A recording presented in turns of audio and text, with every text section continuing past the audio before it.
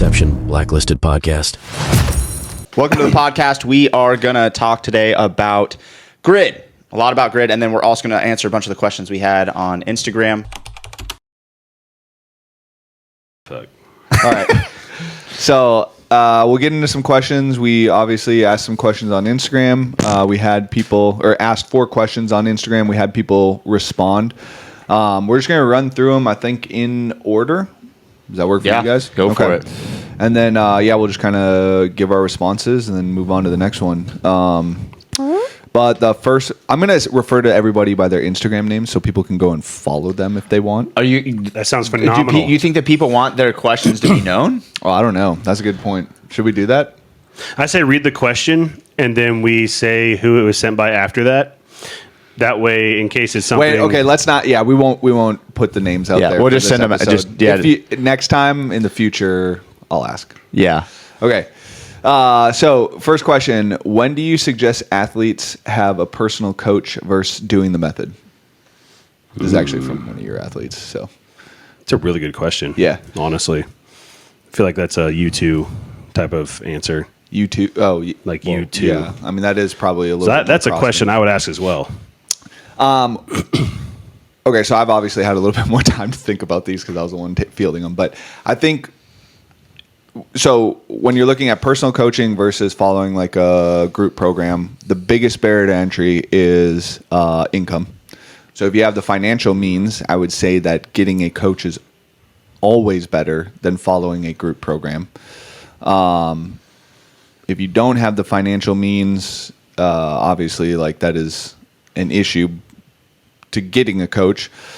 So in that case, I would just look for a program that kind of attacks maybe some of your weaknesses. So like all programs have some sort of bias. When I use me as an example, when I first started out, I was weak as shit. So I did Outlaw Way. I don't even know if that's still around anymore. It's like 2011-12 time frame for a year. I think the website's still functional. Is it? So I did that for a year, and then I went and hired a coach. So another kind of like thing you can do is so I found a weakness blog, followed that, then I got a coach. But another thing you can do is kind of just follow to get like a general kind of like efficiency level something, and then for a year or two, and then come in. And by that point in time, you should start seeing like more of your weaknesses start to be exposed in the sport. And so the coach kind of has a little bit more of a direction to go with you than just being like, well, you're a year in, you still have a lot to learn. We're just going to send you like a general program for the most part. And we'll need to figure out kind of what type of athlete you are over the next 6 months to a year, if that makes sense. So I think those are kind of like the two, like if you have the means to do it, definitely do it. If you're a little bit newer, probably find some sort of group program so that you can kind of figure out what type of athlete you are, what things you kind of struggle with, and then you can get a coach from there and direct things a little bit more. Not to say that the newer person can't benefit from a coach, but you do kind of know where you're at and where you stand a year or two into the sport. Yeah. Oh, yeah. I mean, I would say start with money. Obviously, you are paying for the coach's investment and their time into you, right? They that's their job. Yeah. So also understanding like this, like that's what they want to do, right. And they are there to help you.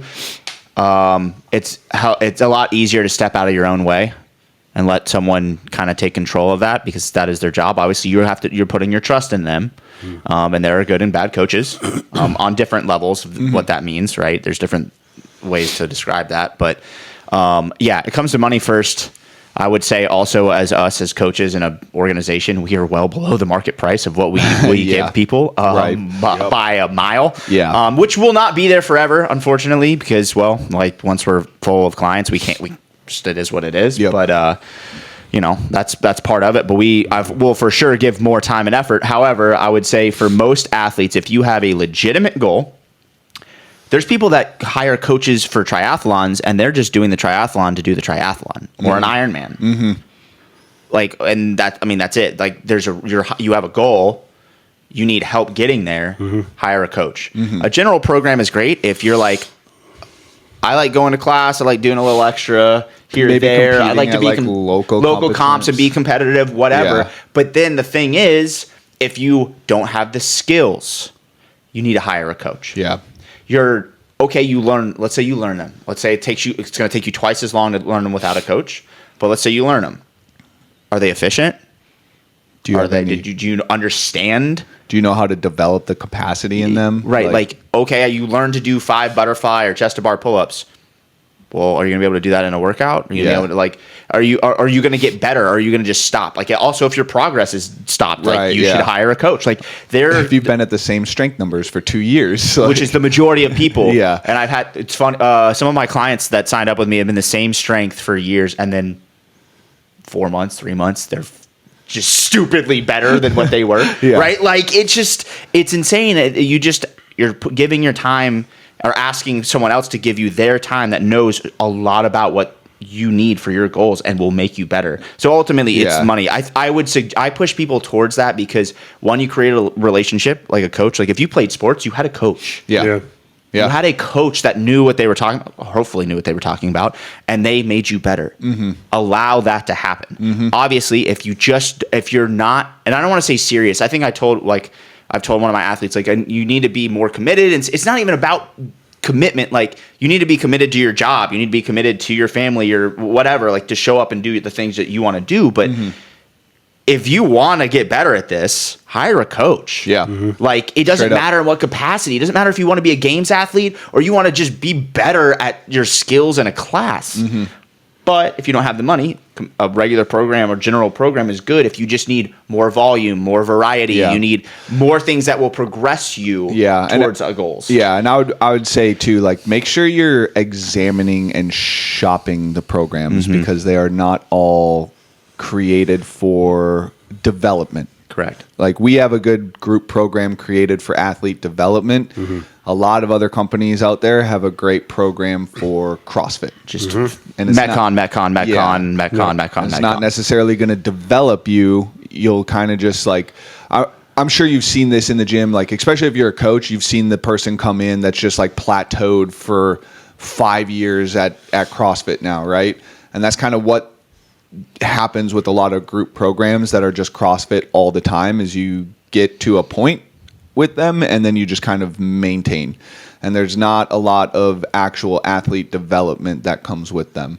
Now with those, like, if some athletes are young enough, they'll just kind of adapt to anything, but for the most part, like, if you are somebody who's actually wanting to develop as an athlete, our competitors program is great for that, with structured training year round, which helps a lot.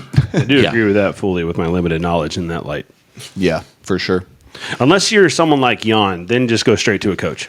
If you wobble when you walk, go to Jan or go to get a coach. Go to coach. All right. Next question. What is some advice you wish you had heard sooner in your life? Figure your shit out. I have too much on my plate already. That has been a defining Learn how to say statement. no. Learn how to say no. Yeah. Yeah, that's good. I think, Especially for people pleasers or people that want to do their best for everyone. yeah. Learn Or how to to say James no. Bond.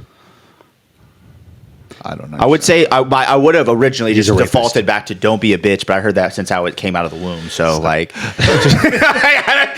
Your fucking dad put a barbell on your back as soon as you got pushed out. welcome to this world, Griffin. Number one thing, don't be a fucking bitch.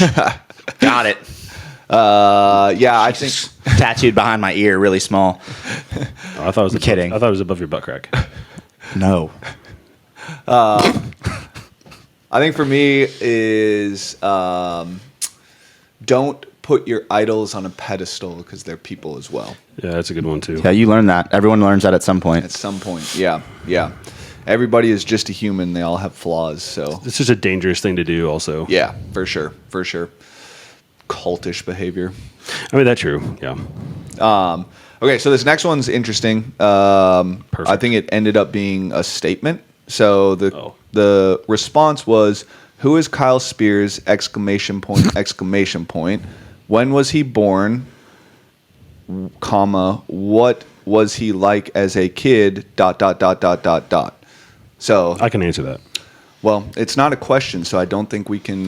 But it's an open sentence, so I say let's. Yo, there fuck was with no question mark. There's no question. So marks on it's this just one, a fill in the blank, essentially.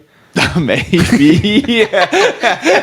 it. So Kyle, as a kid, was he was one of those ones where you needed to befriend. at Oh school. my God! Is he going down the Billy Madison route? No, school shooter route.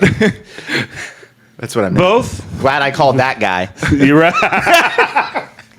Oh man, that might have been bad. We'll find out. My God. Lord, I apologize. Be with the All right, pygmies. so great statement. Next question. At least answer when were you born, I guess. Don't do it. Not answer. It's a trap. Fill in the blank of what date you were born. It's a trap. I wasn't. How do CrossFit all right, cool. athletes handle big He's from pressure during the games? How do Was the next- CrossFit athletes what? handle pressure during the games? Griffin, Kyle, that's all you. What's pressure? It's nothing. It pushes down on you. Gravity? No, if How do you're- you handle if- gravity no, during the if- games? If you're under pressure, pushes down on you. Okay, whatever. I can't remember the Okay, lyrics at this yeah. point in time. That's as much as I know. Yeah, all Okay. right, cool. Well, good song. Thank you. Reference Queen. Honestly, I mean, I would say I think the question. I mean, I'll answer kind of both, but I think the question's more maybe about like anxiety.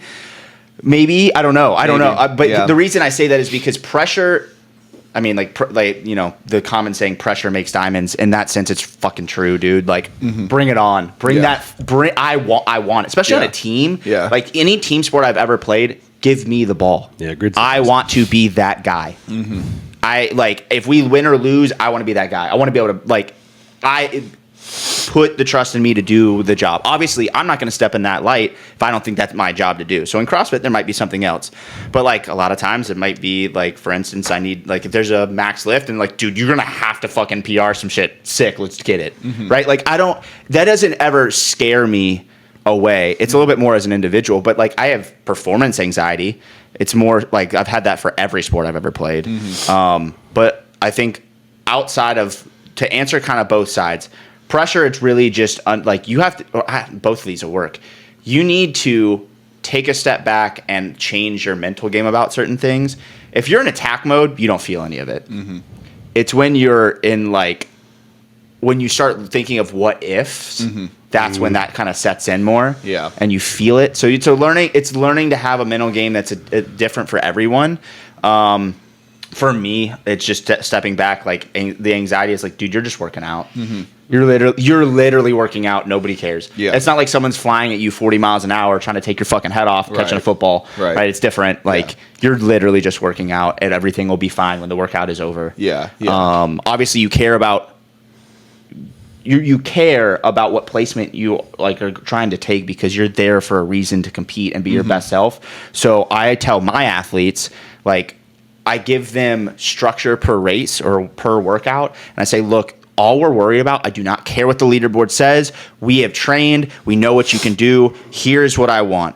Execution of this one piece. I want you to do your best job, so when you walk away from this workout, you say, damn, I hit exactly what I was supposed to do, and I gave my best effort. And no matter what that is, it doesn't matter how you placed. Right. You might win the workout, you might lose the workout entirely. Yeah. Whatever. Yeah. But at least we got better and attacked that, and I think that takes away pressure and anxiety. Yeah. I think a lot of pressure is it's internally, like it's internal pressure. You put a lot of pressure on yourself, and so a lot of the times, if you're doing that, your focus shifts to outside, kind of like things that really honestly don't matter and aren't going to help you perform. And then I think performance anxiety kicks in, and you get in this like negative feedback loop. So like one thing that I preach all the time is the only things you should be focusing on are your effort, your execution, and then also your focus. So like those are the three things that you can control. And so like if you're coming back to those three things, you're going to be like in the zone at the games, and you're just going to like literally be free flowing through your weekend. And like I think you can ask almost almost all athletes, like at least the ones that I've competed with and like coached at the games, like you go there and it's like Thursday, and then the next thing you know, it's like Monday morning. You're like, oh fuck, that's over. Like that's done. And most of that is just because they've been so dialed and so focused throughout the course of the weekend that there's like they're just competing. They're in just such a flow state that pressure isn't even a thing to them, if that makes sense. And like I think PJ Fleck with Minnesota, like this is where I heard this one first. I'm sure there've been many people that have said that, but like pressure's earned. And so like you earned the right to go to the games, go to whatever competition, and like you earned that right. So like you earned the pressure. Now it's your turn to go and deal with that pressure. And there's no, like, it shouldn't be debilitating or anything like that because you earned the right to have that pressure. So I think focus is the big, but ultimately all mental stuff comes back to what are you focused on, and how do you, if you're focused on negative things, how do you change that so that you focus on positive things? So like ultimately it just comes back to what you're focused on, and then how do you get out of a negative feedback loop and put yourself in a positive feedback loop.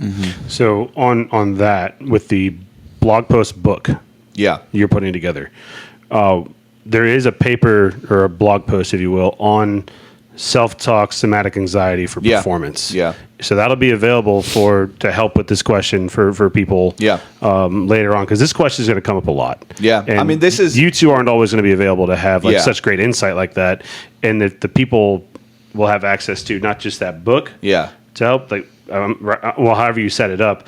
In combination, like there's also a video associated with that paper that I wrote, or that I made, that will help as well. Yeah. That so if the people can reference that.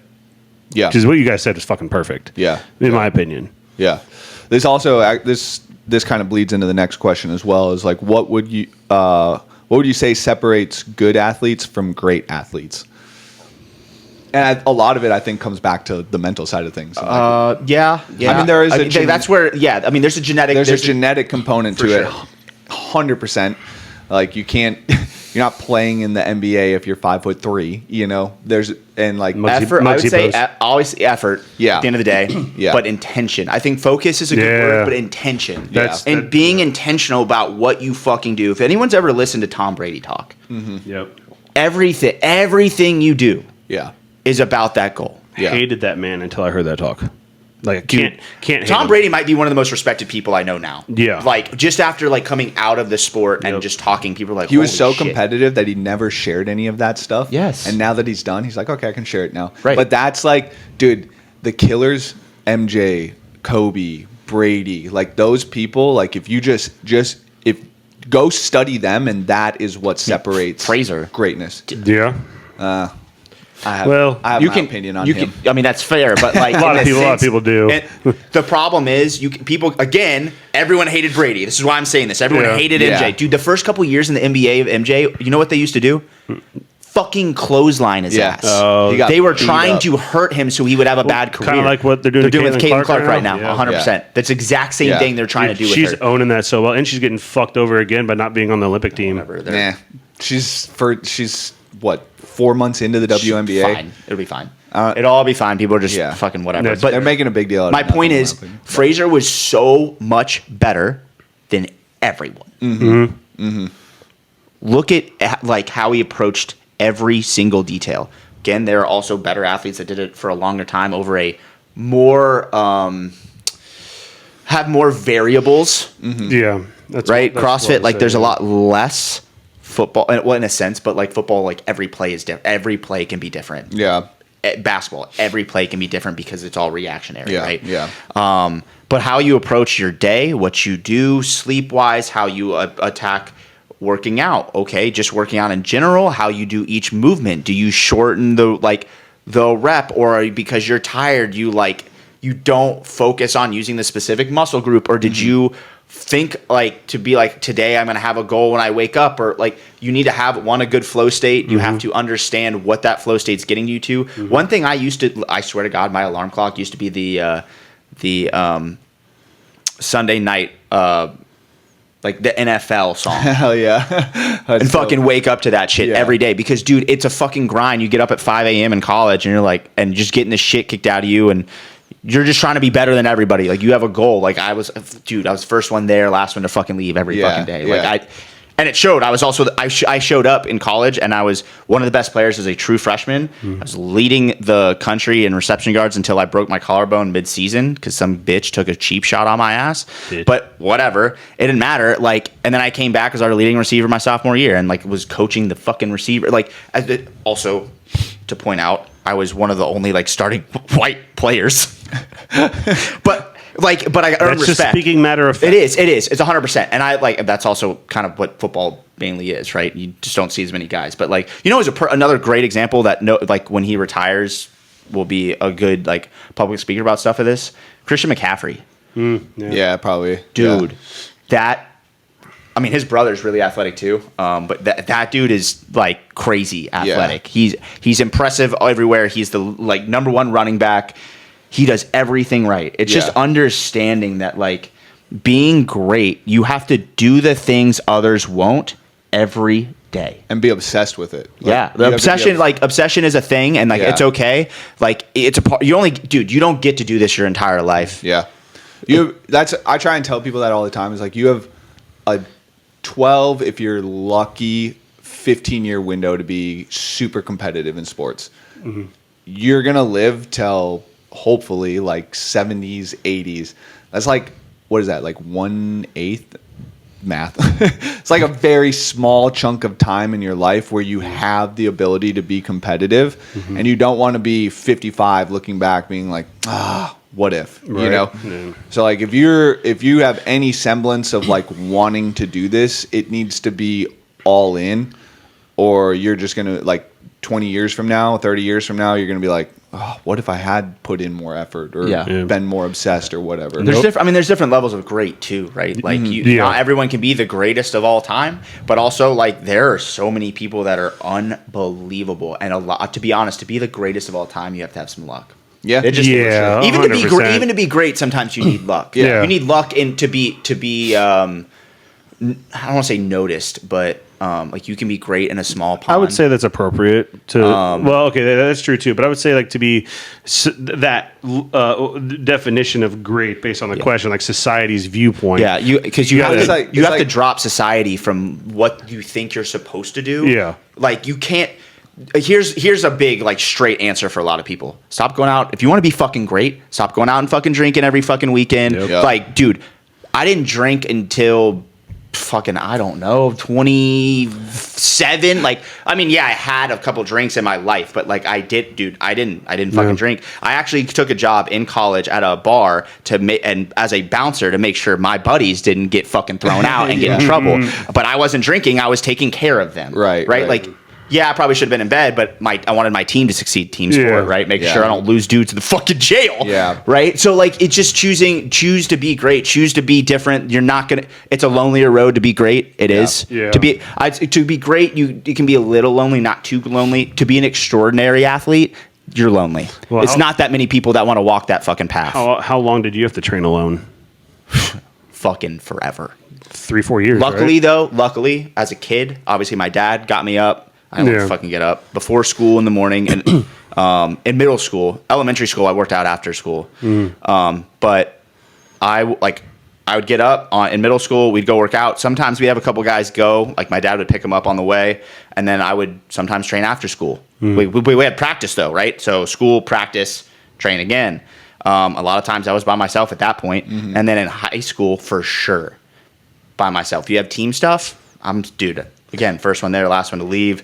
Stay there. Oh my God, I'm not done. I got to keep training. During school, during season, when people are like, I'm fucking done, I'm not training hard, I'm working out after practice. Lacrosse season, I'm working out after practice or before practice. Like and again, I'm not being an idiot trying to max out. Like that's stupid. Being smart, but choosing like, I need to do these extra things. I need to be able to do those certain things that people aren't willing to do to be better longer in that season. Yeah. I think, like to your point, I don't think that people understand the commitment that it takes to be great and how much you like just negate from your life. Like when we were competing, I would travel one time a year over the 4th of July. That was like my time to travel. And then whatever competitions we qualified for, I was going to those as well. So that was like a 3-year period where the only time I was traveling was over the 4th of July. So, or longer than that, I think, actually. But like, I basically wasn't taking vacations for 4 years straight, except for one a year where it was, but every Saturday I was in the gym. Like, I neglected doing all sorts of stuff on Saturdays, like things I could have been doing with friends, etc., to make sure that I was in the gym, training hard, training with the team, etc. And I think in today's day and age, that's probably the biggest thing that I've seen is just people's like want to go do stuff that takes them away from the gym. Right. And that's like travel, like, fuck. I'll just throw this out. Like, I skipped my brother's high school graduation party to go to a weightlifting meet, like, because I knew it was going to make me better. And like, you'll like. That doesn't mean it's the right or wrong necessarily answer. Yeah. It's just I knew that was going to make me better, you know? And like hopefully, like, and thank God, like, I'm able to make some of that time up now. But like, again, you have such a small window in your life to dedicate towards being amazing at competing that you need to take every advantage of it, and you need to put in just stupid amounts of time to get in there. I think so. A lot of people are, like, this could be its own topic for sure. I can talk about this for fucking hours because people are like, well, that's not good for mental health. That's not good balance, bro. You want to be the best in the world? You don't have good mental health, dog. No, you are a fucking dog. It's dude. Go everyone on that. Everyone needs to watch a documentary for questions like that. The Weight of Gold. Yeah, honestly, dude, like if you want to see how fucked up Olympians don't are, want to be that. They don't want to be that. They don't know what that is. And a lot of times, it's just put upon people that are great and that have worked, and that's where that luck comes in. It's pressed upon you because you're in the right place, right time. And like at the same time, like you need to come to terms with that. If you're like, I want to have good mental health and be good, like great at something, balance. It's like, okay, like, you're probably not going to be as good as you possibly could be. Right. And that's where like it is to balance again. Yeah.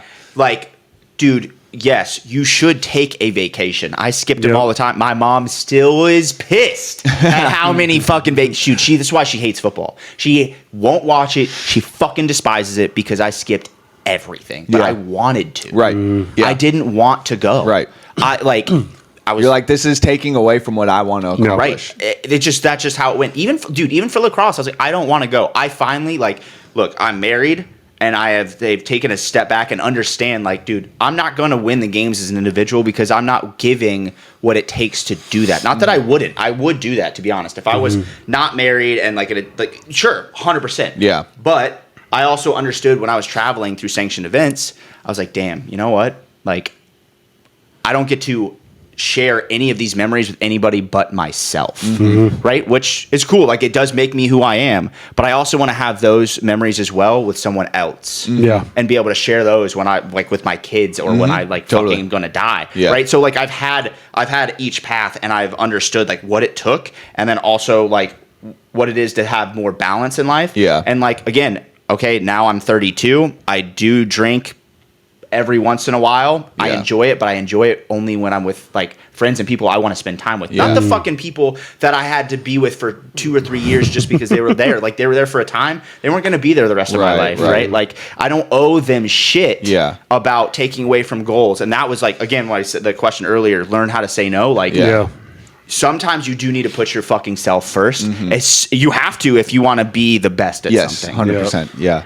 And I think too, like, to caveat off of some of that, it is a little bit more difficult. We're talking from the perspective of a sport that doesn't pay athletes anything unless you make it. And even then, it's still not a great amount of money. So I think when you start getting into like professional sports, it is a little bit different where you are making money and you can genuinely have an off season. But I mean, even still, like if so, I follow the NBA. I think I mentioned that on another podcast. But there's a player on the Timberwolves this year called Nikhil Alexander-Walker, and he was giving an interview talking about how like, I'm not the most talented individual on the court. I had to really work to get and he's like the seventh guy on the Timberwolves depth chart, and he's like, I have to work like to get up to this point, and like and he's going to be able to take a month or two off. Like Rudy's going to be able to take a month or two off. Like I'm going to have to be in the gym every single day just to be able to compete somewhere close to their level and retain my roster spot. And so like even when you get up to that level, you still have dudes that are just fucking grinding. Like and by society standards, he'd be considered great. And that's more so what I look for is like where's the blue, like almost like the blue collar in an athlete? Like are they just going to show up and fucking grind every day? Because when you mix that with talent, they're unstoppable. You have the greatest athlete of all time. Yeah. And then again, those people that know how to work like that, those are the ones in the tough moments that make that play. Yeah, right. It's not the ones that were given shit to right. them. Don't get me wrong, like LeBron is one of the most naturally gifted people. Fuck LeBron. He's just naturally he was naturally fucking gifted. That does not take away he didn't work hard. Yeah. But you can look at the difference of when you're given a little bit more of that, and the people that were just fucking dogs, that are like, dude, I'm not getting shit, and I gotta go find a fucking way. Yep. But those are the people I relate with the most because I'm like, dude, I respect the fucking shit out of that. I mean, that's the individuals that we're trying to build in this culture is like the people who are just going to show up every single day and just fucking put in the work, and that's who we're looking for in regards to like athletes, you know. That's not trying to play like the woke person or whatnot, but in this, the two people that come to my mind immediately are Katie Ledecky and Simone Biles. I don't know who the first person is. Katie Ledecky. She's she's Michael Phelps of the female swimming. Yeah. She trained like with dudes. Yeah. Like only. Yeah. In California. Yeah. And that's a big proponent as to why. It helps that a little bit of a little touch of the. It helps that she was ingrained with the current best in the world. Yeah. Swimmers at Cal Berkeley. Yeah. I think she went to Stanford though, but I could be wrong. Anyway, those are the two that come to my mind because like to be as dominant as they are in those two specific female sports. Is unheard of. And Katie Ledecky started that turn with other women in the sport. That's why you have, her world records are being shattered by Australians and Canadians now because of what she started. Yeah. It's like the what is it? The Roger Bannister effect or whatever. Yeah, the 4 minute mile. Yeah. And like it's from on a nerdy academic side of things, like it's the constant training of the anterior mid-cingulate cortex in your brain. Yeah, cool. Shrinks and expands every single fucking day. As mentioned earlier, you should have been reading an anatomy book, so you can go read an anatomy book about whatever the fuck that is in your brain. Well, there's just recent research on that. That I first heard from a Huberman podcast. Okay. It's a boring one. Cool. We should leave that question as like a separate podcast, honestly. Yeah, we could come back to that one. Yeah. Okay. Next question is: would Griff ever go team with Amanda? Potentially. Which team? I mean, he's on a team with Amanda. I am on a grid team right now. It was not special. I know. She's gonna. But yeah, CrossFit wise, I think she's not done as an individual. She still has a lot left to give there. Yeah.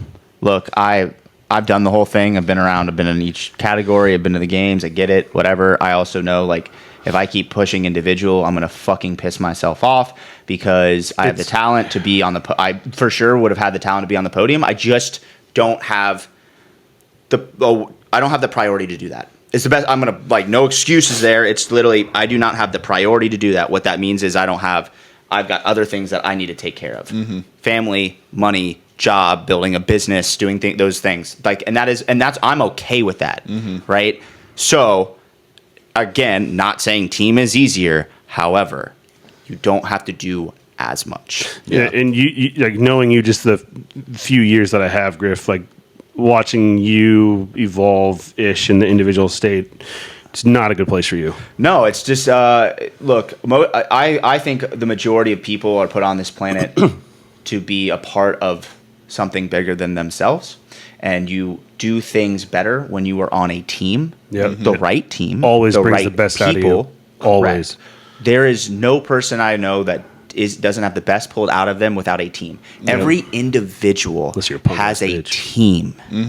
They may not be competing with a team, but you have a team of like-minded individuals that are helping push you, take care of you. I didn't have that really. No, I just didn't. Not to say I didn't have people supporting me and stuff like that, but I didn't have. But it's like I didn't have the group that I needed to take me there. Like Justin Medeiros winning the game, like or Matt Fraser or Rich Froning. Like, or all those people's, they have people in their lives who set their lives up so that they can just focus on their goal. Yep. You know, you just now have been provided that support. Right. Yeah. So, for the answer with Amanda, absolutely. When she is ready, yes. Yeah. However, for next year, she'll probably be an individual. I will be on a team, not telling you who, what, when, where, or why. Suck a dick. Because we gonna fucking take everybody's lives. I will also, I don't brag about much shit, but I'm going to say this right now, like team-wise, you're not going to find a better teammate. You're not going to find a better teammate for CrossFit. Yeah. In this realm of sport. I'm just, look, I can't get rid of it. I can't get rid of fast twitch. It's just not how it works. That's not how anatomy works. I built fucking years of going hard as fuck and then resting. That's what team shit is. He had sex on intervals. What? What? What did you say? I literally, what? Yeah, that's how I train. Sex on intervals. Oh, okay. It's effective. Helps with dolphin kick and swimming very well. I hate you. No, you don't. Yeah, you do. It's Okay. fine. Next question. Next question. What conditioner does Griff use? I think it's the same as Mather. Whatever my wife buys. Is it cream of some young guy? No, you got to say that faster. I tried to, but I would stumble over my shit. I need to start watching more hentai. To be honest, My tongue is very effective. To be honest, I think the name is fucking. I think it's Kristen S. Or maybe it's Maybelline. It's not, dude. You know how many people? All right, everyone and their mom is like, "Yo, you should get sponsored by a hair care company." Where are they at? I've tried. I messaged L'Oreal. I messaged, dude, Mane and Tail. It's a fucking horse shampoo. What about Johnson & Johnson? It's too political for me. You don't have... What? You're an idiot. I get it. Oh, wait, the cancer shit. No. What, no? Whatever, sure. What is it? They're in a bunch of medical things, yeah. Yeah. They're medical They're in you. They may not be in you, but they're in people right now. My fault. Yeah, all right. Has anybody... please tell me everyone's seen Blades of Glory. Terrible movie. I hate you. I stopped watching it. Going down. There were two other people in the Blades of movie theater, and we Glory. broke off a seat cushion to slide down the banister. Nice. I believe you Great did that. movie. Mane and Tail is from that movie. Okay. And I started using it, and then like people are like, "Why the fuck do you use horse shampoo?" And I was like, "It's great." Does it work pretty well? Yeah, dude. I need something for my beard. I mean, it might be meant for it. I don't know. I don't need something for my hair. But anyway, yeah. Next so, question. I don't We know. got two more questions left. Okay. Most difficult skill to coach versus most difficult skill to develop personally. So I guess maybe should Aerials. ask for clarification on this, but I think they're asking which skill is hardest to coach and then which skill is hardest for you to develop. Yeah, that's I mean, the my person right answer is here. going to be the same. and it's, No, I would say like which skill is hardest to maybe program for people to develop. Okay. That's how I would view that Yeah, question. we'll answer We it can do that way. both. Yeah. mine's going to be a answer that they're not looking for. Spatial awareness. Honestly, I agree fully with that. It's not a direct. It is a skill, but it's not what they're asking for, like chest to bar, No. toe to bar. They're not. I Yeah. know that's what they're asking for. Fucking spatial awareness. Play sports. Yeah. Learn how to move your Yeah. body in fucking space, please. Yes. Get a mind-body connection.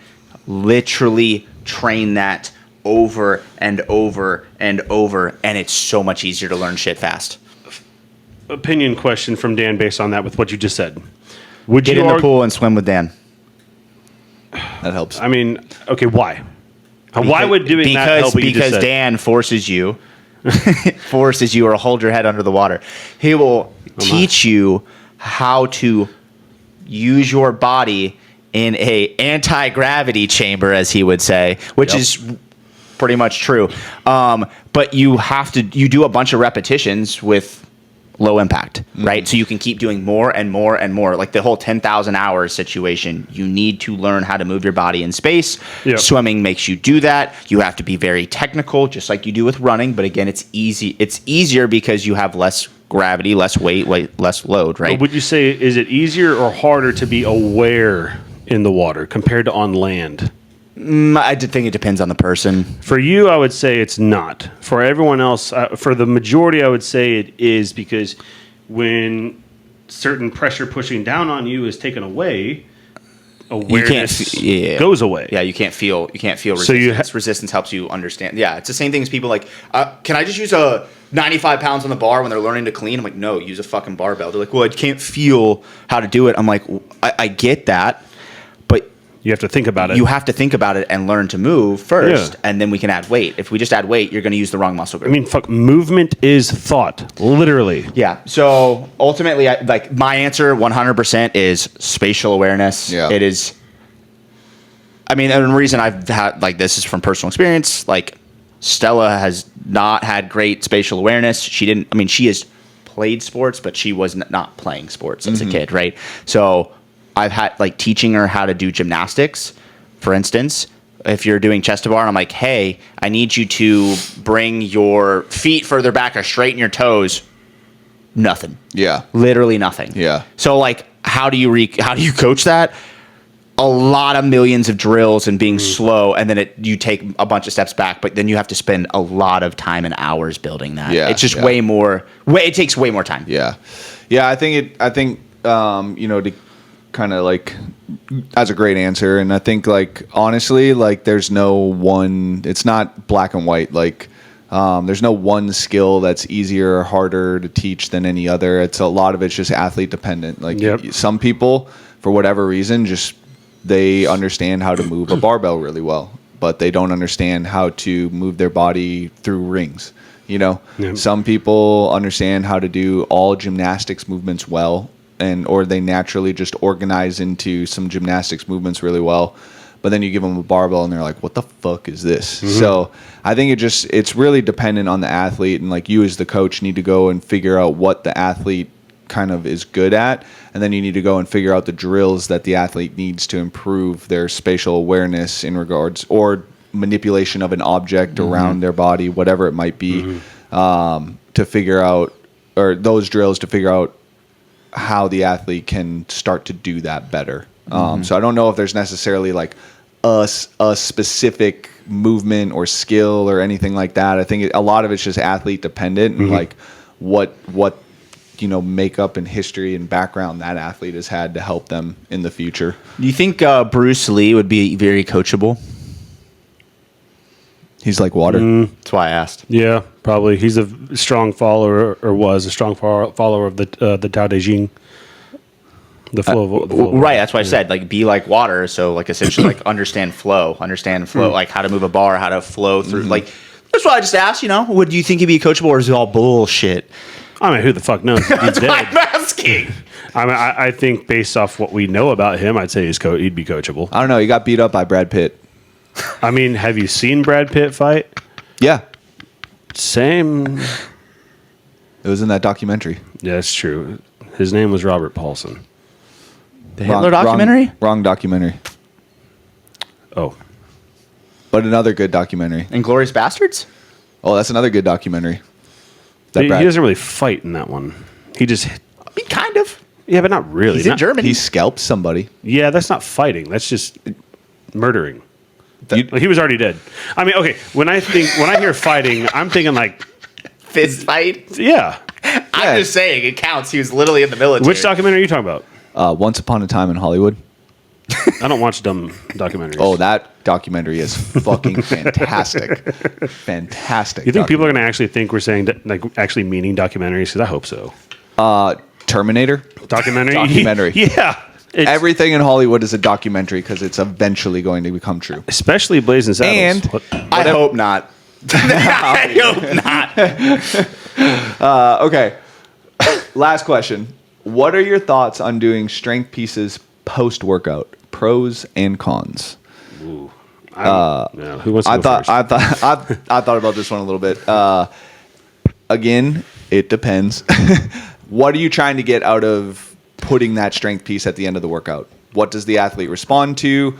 There are multiple different factors that come into that actual, like putting it at the end of workouts. Change the word strength. Yeah. Lifting. Yeah. Yeah. I agree with that. Change the word strength. 100%. Because strength is not. It's not going to happen. That's not strength. I would actually debate that. I think you can get people stronger by turning on their central nervous system and then having them lift afterwards. I didn't say that. That's also a warm up. Yeah, I agree with that too. Okay. I think you're saying What they're asking specifically is a Metcon, and then go do strength. Yeah, that's what they're getting at. Okay. Right. I'm trying to make the lines very clear. Yeah. Okay. On what I know they're asking. Yeah. You are not efficiently building strength post high intensity Metcons. You can make adaptations for sure. But do you want to get fucking stronger? Yeah. Or do you just want to lift tired? Yeah. Yeah. And learn to have the ability to move a barbell tired, or build the capacity to move a barbell tired. That is a skill to learn for sure. That's like saying like, okay, do a Metcon, 3-minute rest, max snatch in 5 minutes. Yeah. Whoever asked that question, they need to have a definition for strength. I agree. They need to change the word entirely. Yeah. Because that is not strength training. Like how that shit works with fatigue and whatnot, with your sarcoplasmic reticulum not able to get the shit appropriately in and out, calcium and whatnot. It's not like going to work. So you can't. It doesn't work efficiently. Thank you. So like strength is what is strength. They have to figure that out. Because there's absolute strength. Absolutely. Guys, for anyone you know, super easy thing to know if you don't know shit about strength. If you're trying to get stronger, sit your ass down between your sets and rest 5 minutes. Yep.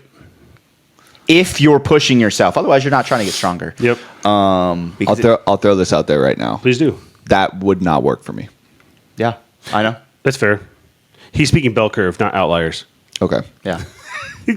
There are obviously extremes on things. My central nervous system cools down so quickly that I would not know what to do with my body if I were to take 5 minutes. Like Amanda's heart rate. So all right. So yeah. So you say that, right? Again, it's a learned, trained stimulus. How long did you try to do that? It's fair. I don't know. I've followed traditional strength programs before. Like, They might have sucked. They could have, yeah. Smolov. I just man. I'm not saying that, but I don't know. again, yes, right. There are outliers, but the data behind this shit is so tried and true that people also are like. So Tristan, when I first started coaching him, he's same thing. He's like, I can't sit around and wait. I'm like, that's why you're not getting fucking stronger. Yeah. He was getting stronger. Yeah. His numbers fucking out of nowhere just fucking start Exploded. when you change it, right? Being able to push. Look, you have to have the right intensities, which is percentages of 1 rep max, 1 rep max, right? You have to have the right rep scheme, which is also part of that intensity, directly correlated. Everyone is within a couple percent. This is me bullshitting. It's probably between 2 to 3% could be different. Yeah. Right? Off of their maxes. Yeah. I don't think it'd be outside of that. I just think that number would be way too fucking off. Yeah. And knowing that athlete directly, that's where we can make those changes. But yeah, okay, maybe it's not 5 minutes. Maybe your body recovers your ATP energy in 3 minutes and 47 seconds. Cool. Fucking 3 minutes, 47 seconds of rest. Go now for we're it. lifting. Yeah. I mean, that's optimal ATP recovery, then lift. Yeah. Right? Yeah. Okay. Is Yeah. another way to put it. Yeah. Your body That's does fair. not recover in 1 minute. Yeah. It can't. Right. So if we could find that, we could test that. We could find out what that is. You can lift then. You're allowed to lift. You don't have to, it's not resting to rest. You are resting to build that ATP energy back up so you can repeat the same maximal effort. And maximal effort does not mean a 1 rep max. Maximum effort means the maximal that you can do with that set rep range and percentage and repeat it because that's how you break down muscle fiber. That's how you recover. This is why I say you can't do that efficiently post in high intensity workouts. No. Yeah. You do need to be warmed up. Absolutely. And I'm not even saying high intensity. You can go push a bike hard and then go lift. Yeah. You can't do that for fucking 10 minutes of a 10-minute echo bike test. No, you just fucking depleted everything you have. You're done. Right? So there are efficient ways, and yes, there are people like everyone tends to say women lift better by more volume. Kind of. I think it's okay, I'll throw this out there. So I like this question a lot. Amanda at semifinals in 2021, they had a ruck in 115-degree weather, and she came in and PR'd her clean and jerk. Yeah. In fact, across the board, women lifted better than men in that format. So, like, what are you attributing to that having happened? What's the percentage of that weight that they're moving ratio-wise to their absolute strength? It's not the same as the men's. Like in a Metcon or the barbells, you mean? Yeah, I'm just saying. Okay. Barbells, also the bag, the ruck, the run, whatever, right? Yeah. Yes, there is different. There's so many fucking variables. Yeah. This is like, okay, here's another thing. Where was she in her cycle? Mm-hmm. Yep. Yeah, that's fair. Huge that thing. Part just changes everything. Where are women in their cycle when they're training? If she was like in peak ovulation, you're going to PR. You're a god. Yeah, you are sauced up naturally, right? Yep. So like that's one thing. The adrenaline outside of training, you cannot mimic training and being in competition. No. And dude, every time, like, dude, when I lift, I'm like, fuck, I can't fucking move shit. And then I go and clean 400 and something pounds. I'm like, how the fuck did I do that? Autism. Right. Autism. It's not autism, but I'll blame it on it. But so like, there's a lot of different variables. So yeah, like women are, again, they're different. They should train slightly different. They like their bodies are built differently to make them more efficient training. So like in that sense, it's hard to give you the direct answer. But if you were to say training compared to training and that happens, and we could cross out cycle, then we need to start talking, okay, what's more of the data in there? Yeah, but there's too many things to be between, right? Yeah. I mean, what was the list? I don't think Kyle was expecting this answer. It's very well developed. So all right. So then we take into play. Let's look at the anatomy of the female.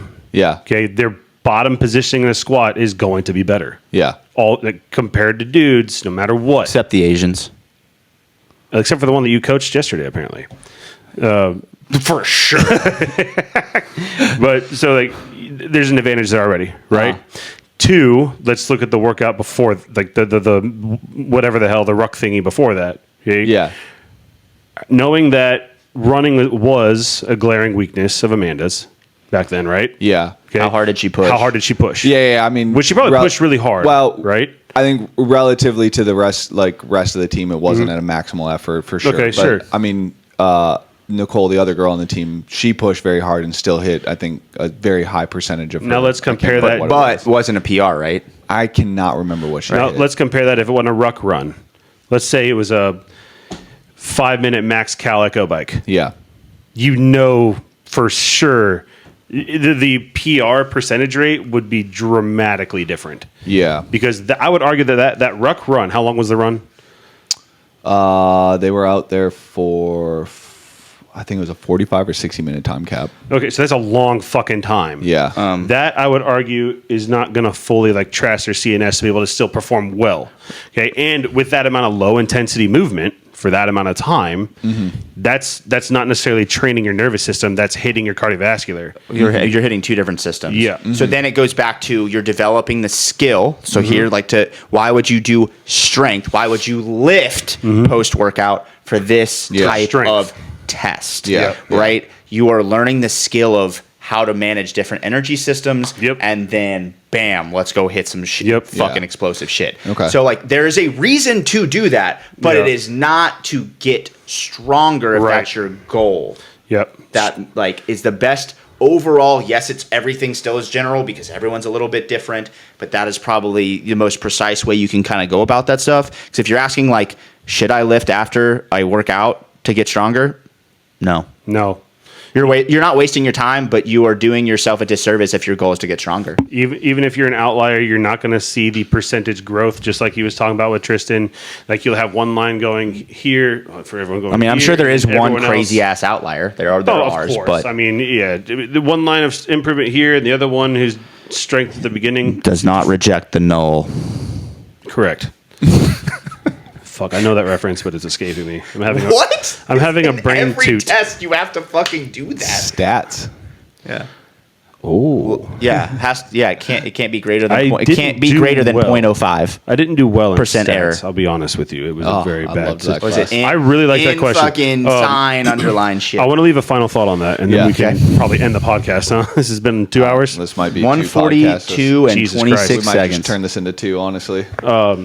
That people need to define strength. They need to Yeah. understand it, and they need to understand what adapts first with strength training specifically, which answered nervous system, right?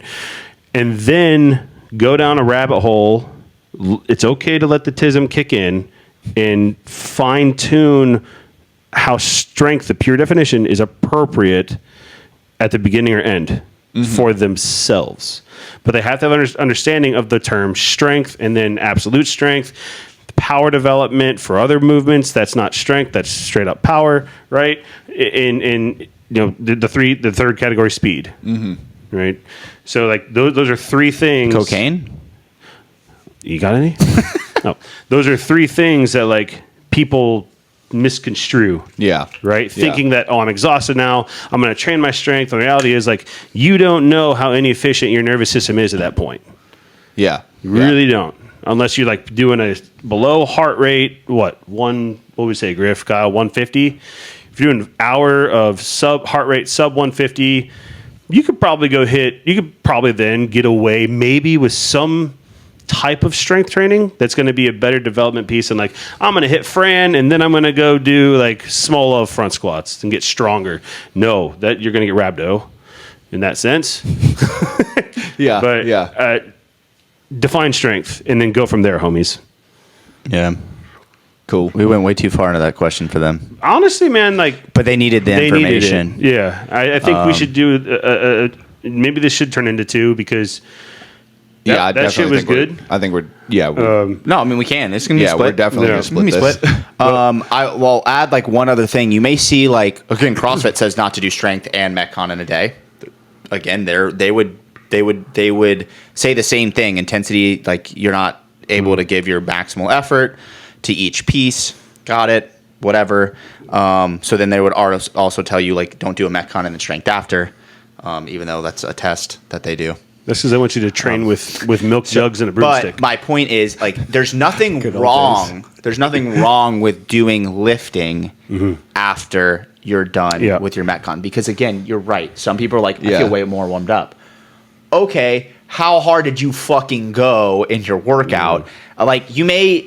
Again, people don't know what their maximal efforts are. Yeah. They just don't understand what it means to really hurt. Yeah. If you tell me I went as hard, okay, I could do Fran as hard as I can and be fine to go lift because it's not that hard. Right. But you put me on the most maximal effort thing I can do and then go and lift after, like, it's not going to go well. And especially, maybe one day. And it's not going to be a strength I'll give you an stimulus. example. This, again, people are mind blown, but we did at the games, I had to do friendly Fran. Granted, I had a 2-hour rest and then had to go do the 1 rep max front squat. But I was on the floor for 2 hours. When I had to get up to go lift, they're like, hey, it's time. Like, we have to go do it. So we get done in the window.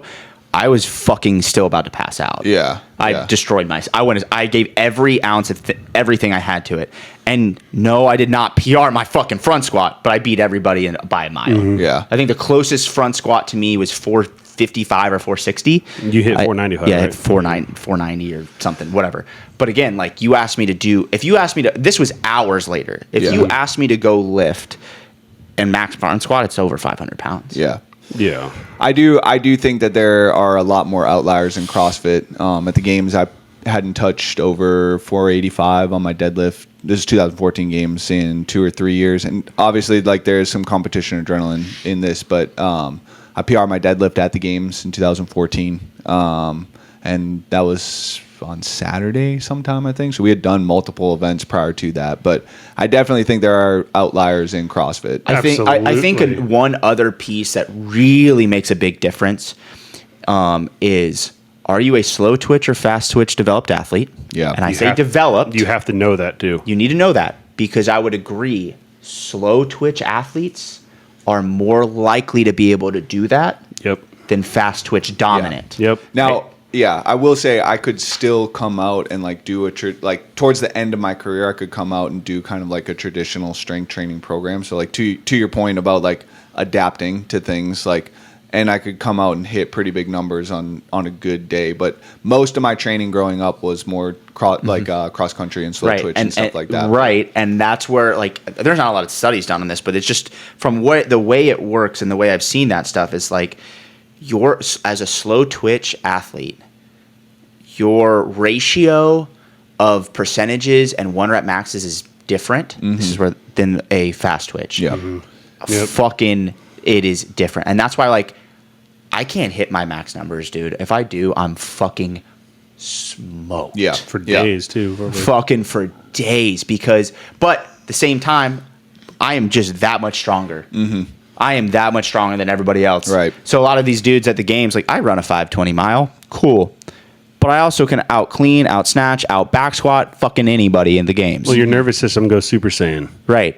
Yeah. But the effort it takes for that. However, dudes can run a 520 mile, a lot of them, and not as much effort because my fast switch explodes for that long, and they're okay. And then they might PR their lift by 5 pounds. It ain't close to mine in ratio. Right. It's just the different bodies and how your muscles work. That would like it makes sense. And it's a skill to learn on how to lift after. But I also think if you developed fast twitch, your ratio of strength will go up much faster in a traditional style strength training program. Yeah. But if you're like, fuck it, I'm not doing that, then you're right. Like, then maybe, like it makes sense, like what you're saying. Right. Yeah. So I've just seen, I coach a lot of people now that just would do like I've given them traditional strength stuff with a warm up in there. Maybe it's not as good of a warm up as it should be, but like by the time they're down to like their third like thing that I'm giving them, they're like, oh, okay, now my central nervous system gets this, you know? So it could be a warm up, but I mean, the person that I'm thinking about in reference to is like, she was a traditional like, endurance athlete. And like all of her lifting numbers are like significantly higher. And I do think that she would probably perform a little bit better post a workout, if that makes sense. So, That's fair. I would agree. I think, so some of the athletes I've coached were like that, and it's taken time to develop. And I knew it would be a little slower than I wanted it to be, but teaching them how to develop fast twitch muscle fiber, specifically squatting, which will then carry over to their Olympic lifting. Right. It's taken a few months, I'd say about 5 or 6 months, and now all of their numbers are just fucking rocketing. Yeah. Because they didn't have that. They didn't have that capability. I give a really good example, like back squatting. You see a lot of knee cave in CrossFit. Yeah. Fucking a ton. Because they rely off that bounce. They don't rely off a Golgi tendon bounce. They rely off their fucking joints and their actual tendons at their knees to bounce. Please stop.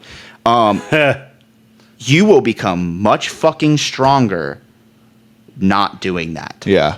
However, at the time, it makes sense because you're like, I need more speed. Well, develop the speed. Develop them. It takes time. It takes a lot of time. Yeah. Well, and it's just like you're just more efficient when you're in a Metcon to bounce out of the bottom. Correct. And you're not paying attention to where that bounce is coming Learn how to from. use the Golgi tendon reflex, and your movement patterns and how your muscles should find tension is different than just caving your fucking knees. Yeah. There's a big difference there. But I get it. I totally get it. You can also just put on fucking knee sleeves and let that feeling there and no bounce up. But just saying. Pistols always. Fair. Yeah, dude. Fair. I started wearing knee sleeves in CrossFit and I was like, what the fuck is this magic? I didn't wear shit. Ray-Ban? Or no? What brand? I've used those, SBD. That's right. And then some like thin ones from X Podium, which I like those. They just keep my knees warm, you know. But nothing fancy. I don't actually do shit. They're just nice. Good feeling. Whenever you were just saying that about like the relying on the spring-loaded joint, if you will. Yeah. 2 people came to mind specifically, and Travis and Noah with their cleans, standing up from heavy cleans. Oh, I can't even. I just. But, dude, 2 years ago, Travis's elbows and knees were basically touching. Oh, yeah. Well, a good point is a lot of people, they hit that threshold, never get stronger. Fair. They don't, because they rely on something that's not strength-based in their body, building fast twitch to get out through that hole. I'm doing a new thing with one of my athletes, trying to play around with that, and so far it's starting to work. We'll see at the end of what I'm doing if it really worked or not. But to get rid of that exact problem. Because people are like, oh, pause squats. People still fucking bounce out of pause squats. That's not the fucking point. You are supposed to dead stop and then stand up from that dead stop. Supposed to, but people don't. Because like, I got to find the leverage and the momentum. Dude, go through the path of most resistance to get stronger. Yeah. Like, that's true. And think about what's activating. Yes. It all circles back to that. Yeah. So, baller. Hopefully we answered a lot of those questions. That was all of them. Yeah, that was all of them. I knew when people were asking these, like, some of these were going to be long. So I was like, they're good questions. They really are. They are. They're very good questions. Yeah. We'll try and do this again next month. Other things with helping people answer that is if they go check out their like local, I don't know, let's see, physical therapy person, chiropractor. Like we have some good ones. Oh, like who? Like Pete Alexander in Roswell, Dr. Beat. What's his Hybrid Spine and Sport? Oh, okay. Yeah. Or we have Dr. Lauren Polivka at RPR, Repair, Perform, Recover. Shout out to them, pretty baller. But then also, what might help if your nervous system's died down, get some 0FG. Adopt the mentality, man. Yeah. Like, because this shit's pretty baller. To care or not to care. What does that stand for? Zero fucks given. Okay, cool. Oh, cool. Yeah. Out of Milner, Georgia. But, I mean, obviously talking about sponsorships here associated with the Wild, and I would say Blacklisted, yes? Yeah. These guys, mostly, maybe? Involved in the community. Yeah. But like, seriously, that is a helpful tool. And the two physical therapists, chiropractors that I just listed off, strongly encourage contacting them, especially if you're local. Also, come down to the Lululemon East Cobb Avenue store. Hell yeah, good to see some Griffin shampoo. We could. I guess if we're plugging things. Gross. Yeah, for sure. We have a camp coming out August 23rd, 24th, and 25th. We'll be in Roswell, Georgia. If you'd like to get signed up for that, please let us know. We're also trying to put some more camps on this summer. This fall. We have two of them. We have a movement efficiency camp and then an athlete camp. Movement efficiency is a little bit more for local population inside of a gym. And then athlete camp, if you guys have a pretty strong showing of athletes in your area or people would travel, that one's just great to throw down, get better, learn more about the sport. Both of them, super educational. Both of them leave people just fired up to train afterwards. So if you are a gym owner or somebody that can organize that, please reach out. And then we have, obviously, all of our group programs, all of our individual coaching. And if you are an affiliate looking for a program for your gym, hit us up. We will also be implementing traveling swim seminars here in the near future. Yes. Dan is in conversation already with a few, and there will be several categories: open water prep, games prep, generic swimming for gymnastics, generic swimming, and it'll be a fun-filled weekend. If you want to see me there and gaze upon my Yukon Cornelius... I actually have a fucking hat over there. I need to wear it next time. Oh, my God. All right. Peace. Thanks for listening, guys.